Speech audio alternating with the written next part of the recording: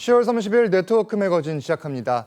경남 의령엔 수령 500년이 넘은 천연기념물로도 지정된 감나무가 있습니다. 워낙 수령이 많다 보니 그동안 열매를 맺기 어려웠지만 올 가을엔 감 550여 개가 무더기로 열렸습니다. 첫 소식 이성진 기자입니다. 앙상한 나뭇가지에 아이 주먹만한 주황빛 감이 주렁주렁 매달렸습니다.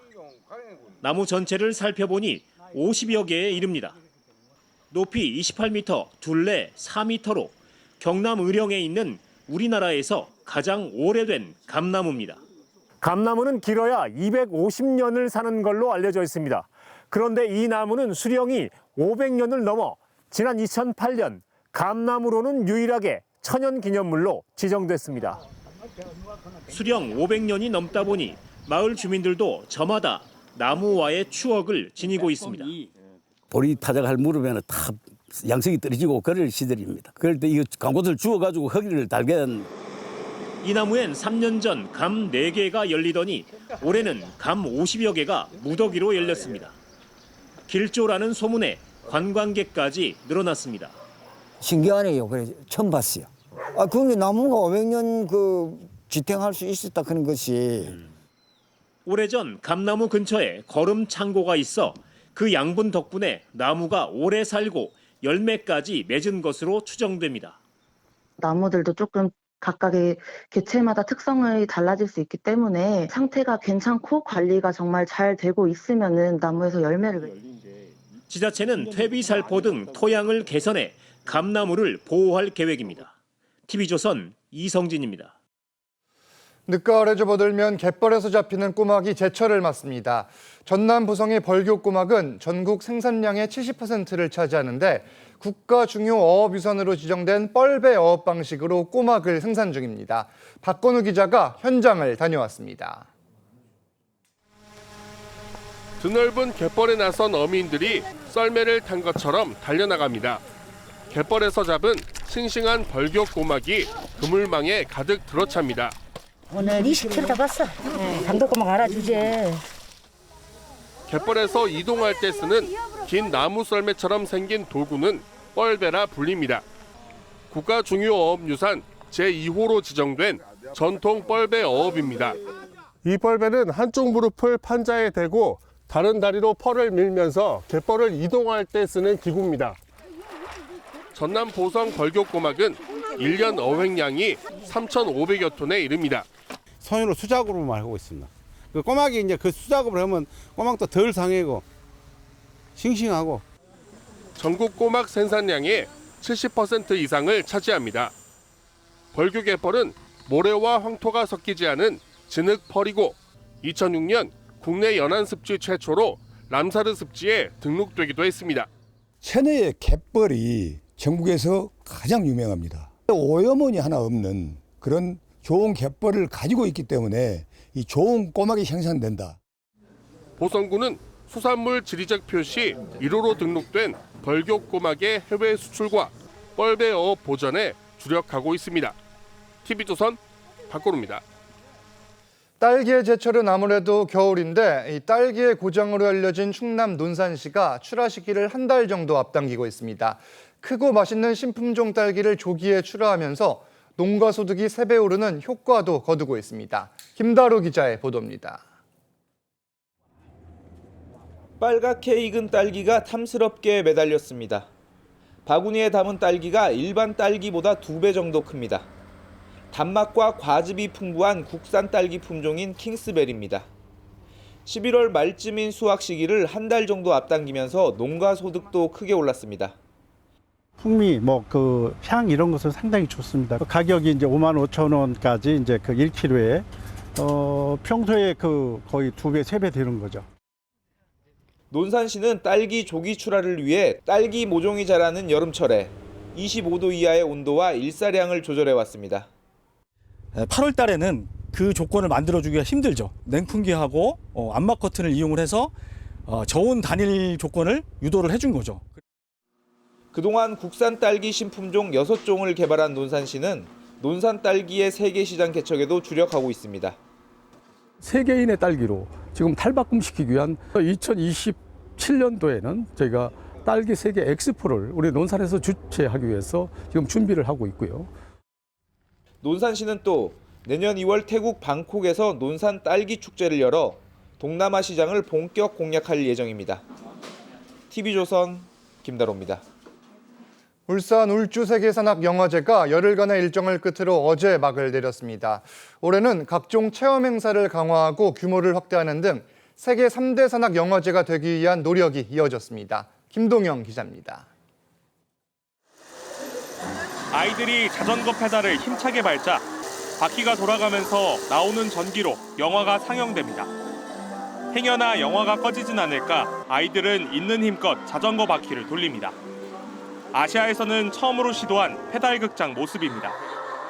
해보니까 힘들었지만 그 페달이 돌리면서 생각한 게 자연을 위해서 우리도 열심히 노력했다는 생각이 들었습니다.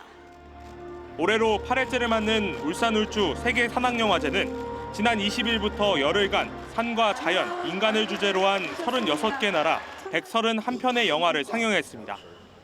올해 영화제는 엔데믹 후 처음 열린 만큼 현장성과 대면성을 살린 프로그램을 강화했습니다. 침낭에 누워 밤새 영화를 상영하는 비박극장과 작가와의 산행 등 각종 체험 행사가 진행됐습니다. 울산이란 지역명을 추가하고 개최 범위를 태화강 국가정원까지 넓히는 등 행사 규모도 확대했습니다. 울산의 브랜드를 충분하게 활용을 해서 이 산악영화제를 더욱더 확장시켜보고 싶고 또 세계 3대 산악영화제로 키워보고 싶어서 국내 유일 산악영화제를 넘어 세계적 산악영화제로 발돋움하기 위한 노력은 계속되고 있습니다. TV조선 김동영입니다. 경기 북부 특별자치도를 추진 중인 경기도가 도민들의 공감대를 얻기 위해 공청회를 열고 있습니다. 경기도는 민선 9기 시작일인 2026년 7월에 맞춰 경기도를 남과 북으로 분도하겠다는 구상입니다. 주재용 기자의 보도입니다. 경기 북부 특별자치도 추진 과정을 설명하는 주민 공청회가 경기 구리시에서 열렸습니다. 경기도는 경기 북부 10개 시군에서 공청회를 진행해 지역별 발전 전략을 제시하고 있습니다. 수립한 내용을 완성하기 이전에 혹시 빠진 부분이 있는지 이런 것들을 저희가 의견을 듣기 위한 것입니다. 공청회 참석자들은 경기 북부 특별자치도 설치를 촉구했습니다. 경기 북부가 남부보다 많이 낙후됐고 모든 행정 그런 뭐들이 다 남쪽에 몰려 있어서 김동현 경기지사는 지난달 고기동 행정안전부 차관을 만나 주민투표를 요청했습니다. 주민투표를 할 수 있게 된다면 이번 국회 회기 내에 경기 북부 특별자치도 설치를 저희가 완성할 수 있는 그런 계획을 갖게 됩니다. 경기 북부 특별자치도가 출범하려면 경기 도민들을 대상으로 주민투표를 시행한 후 현재 계류 중인 경기 북부 특별자치도 특별법안이 국회를 통과해야 합니다. 2026년 7월 민선 9기 시작일에 맞춰 분도를 추진 중인 경기도는 지난 4월부터 실시한 수기공론조사 결과를 내일 발표할 예정입니다. TV조선 주재용입니다. 국화의 첫 상업재배지로 알려진 경남 마산에서 지난 28일 국화축제가 막을 울렸습니다. 올해 축제에선 한 뿌리에서 가장 많은 꽃송이를 피워 기네스북에 오른 다륜대작을 비롯해 국화 10만 송이로 만든 작품 201개가 선보입니다. 4년 만에 야간 개장이 부활한 올해 마산 국화축제는 다음 달 6일까지 이어집니다. 근현대사의 여러 가지 야행에 관계되는 작품들도 담고 있는 진해 가을 군항제도 함께 즐길 수 있도록 기획을 했습니다. 계속해서 네트워크 매거진 초대석 시간입니다. 경북 청송은 우리나라의 대표적인 사과 주산지입니다. 올해는 냉해와 폭우 등 날씨 탓에 사과 작황이 좋지 않은데 청송군은 기후변화와 병해 극복 연구 등을 통해 사과 주산지의 명성을 이어간다는 계획입니다. 이심철 기자가 윤경희 청송군수를 만나 자세한 이야기를 들어봤습니다.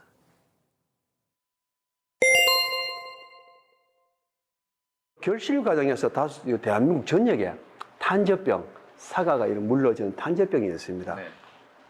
그 탄저병 때문에 저희 청송군에서도 사과 생산량이 한 30%가 생산량이 줄었습니다. 원래 이 냉해 또 탄저 여러 가지 바이러스로 인해서 좋은 경험을 또 좋은 학습을 했습니다. 내년도에는 또 이런 것을 미세 살수 장치를 농가에 보급을 하고 또한 이 탄저라든가 바이러스에 대한 우리 대응 기술도 배양시켜서 이걸 좀 이제는 2번, 3번 반복되는 피해를 막자.